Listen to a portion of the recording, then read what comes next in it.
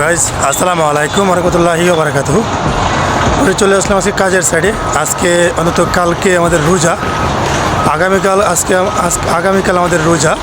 ওই রোজার আগের দিন আজকে কাজে চলে আসলাম। আজকে অবশ্য আমাদের ফুল টাইম ডিউটি, কালকে থেকে অন্তত আমাদের ছুটি হবে হয়তো বা 12টা, ঠিক আছে। অবশ্য যেহেতু রোজার মধ্যে 12টার দিকে ছুটি হবে, আবার কিন্তু আমাদের ওভার টাইম আর কমায় দিবে।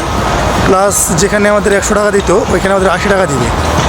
মানে সেক্ষেত্রে একটু মনের সাথে একটু খারাপ হয়ে গেল। আর হলো বর্তমানে আমাদের যারা আমাদের সাথে ছিল প্রত্যেকেই কিন্তু এই অবস্থায় কাজ করতে হবে, কেননা রোজার মধ্যে সকলে রোজা রাখবে। আর যারা রোজা রাখবে না তারা অবশ্যই ফুল ডিউটি করতে পারবে।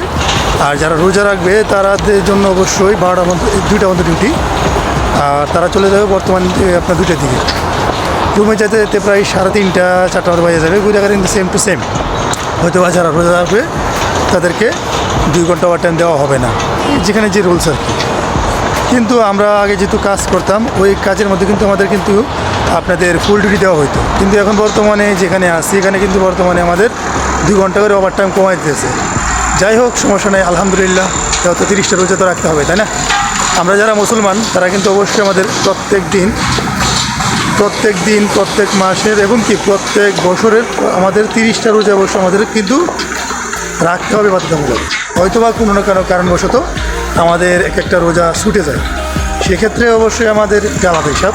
কিন্তু আমাদের হিসাব করতে হবে যে আমাদের রোজাগুলি যেন কখনো মিস না হয়।